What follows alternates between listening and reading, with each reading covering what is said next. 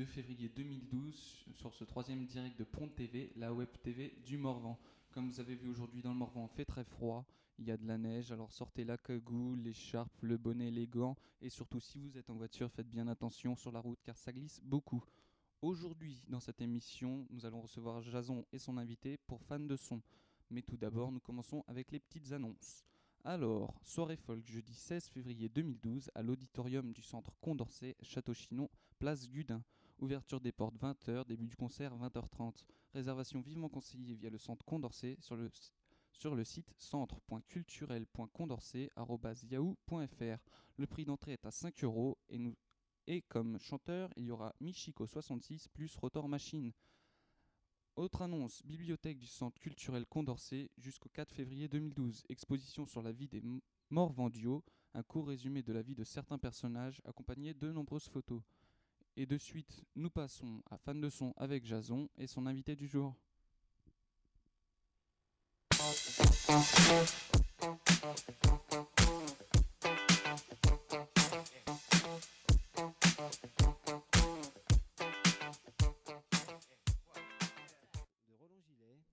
Nous parlerons plus particulièrement de lui et de ses premiers pas sur scène. Alors bonjour Roland. Bonjour. J'ai une question pour vous, la première est quel style de musique faites-vous? Eh ben justement, je fais de la musique, que je baptiserais, enfin que je qualifierais d'hétéroclite, étant donné que je fonce un peu dans toutes les directions. Ça peut aller par exemple de la country que j'adore par-dessus tout. Je chante en plusieurs langues et je fais du folk, je fais de la musique française, je fais bon voilà, donc un peu tout.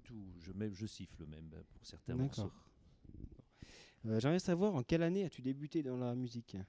Alors dans la musique, professionnellement tu veux dire, ou les premiers pas? Oui, les premiers pas, oui. Premiers pas, j'étais tout petit, j'ai commencé à faire mes premiers tourne-disques manuels avec des boîtes de vaches qui rient, hein, donc je découpais, je prenais mes petites rondelles de vaches qui rient, donc puis je mettais une punaise en dessous, et puis je découpais un bras dans le carton du dessus, et puis je mettais 2 punaises et je récupérais les petits centres des fils à repriser qui n'existent plus aujourd'hui, ou encore si peu peut-être, et je me faisais mes petits disques et je marquais des titres de chansons et je tournais et je chantais quoi, tout ce qui passait à la radio, je me le passais. Mais disons que le pied à l'étrier, c'était vraiment le premier coup de départ, c'était quand ma tante en Touraine a joué, j'avais 10 ans, a joué à la fin d'un repas un air à la mandoline. Et elle me l'a donné à contre-cœur parce que c'était son père qui l'avait ramené de la guerre, de Pologne à l'époque.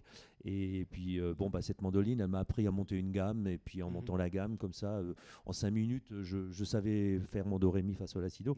Et puis à Noël, j'ai eu ma mandoline quoi. Et puis après, je suis parti là-dessus quoi. D'accord, c'est ce qui t'a vraiment motivé à te lancer dans la musique en fait. Ah oui, j'avais besoin j'ai toujours chanté dans ma famille, on a toujours chanté. Ma mère avec sa sœur déjà, elle chantait à 2 voix, tout ça c'était très harmonieux, et je ne demandais qu'avoir un matériel pour m'exprimer, donc je l'ai eu donc sous la forme de cette mandoline, et j'ai fait mes premiers rock, mes twists de l'époque à la mandoline, et j'ai composé mes premières chansons à la mandoline.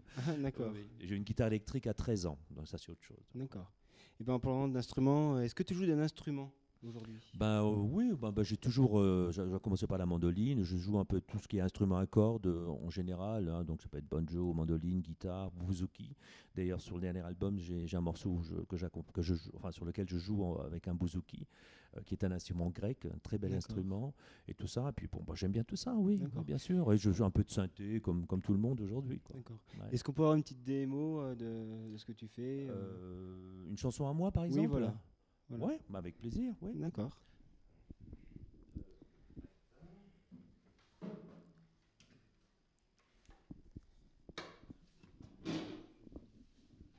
Alors comme il fait très froid aujourd'hui, j'espère que ça ne va pas détendre les cordes. Déjà que j'ai du mal à les tenir ajustées. Hein, donc, Je vais te tenir le micro alors. Voilà, si tu veux. Alors, je vais chanter une chanson qui s'appelle, celle qui apparaissait sur le premier album, qui s'appelle Quand on quitte le pays, c'est-à-dire quand on s'en va loin, loin, loin, on se laisse un peu abuser par les palmiers, les cocotiers et tout ça, puis finalement, on n'est jamais aussi bien que devant les murs de pierre de sa maison. Hein. Quand on quitte le pays pour l'aventure, c'est souvent pour oublier un chagrin, un cœur brisé, quand le vent danse sous les lourdes voilures, souffle un air de liberté. Le monde est à moi et tout est bon à prendre, quand les bars regorgent de volupté.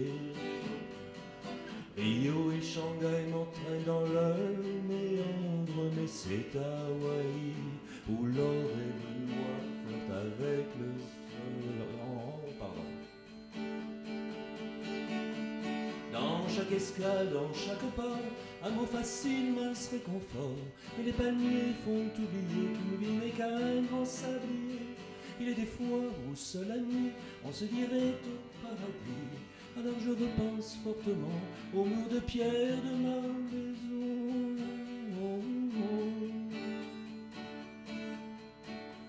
Le temps passe et un matin je réalise, sous un ciel beaucoup plus bleu, combien verts étaient ses yeux. Le soleil pâlit, le miel se cristallise. Quelque part, quelqu'un m'attend. Le monde est trop grand, j'ai l'amour à revendre. Nuit de bar en bar, c'est dépassé. Bangkok, Macao n'ont plus rien à m'apprendre. L'idée Hawaï, où l'or et le noir se mélangent le soir. Dans chaque escale, dans chaque port, amour facile, mince réconfort. Les palmiers font oublier qu'une vie n'est qu'un grand sablier. Il est des fois où seul la nuit, le doute s'installe au paradis. Alors je repense fortement aux murs de pierre de ma maison.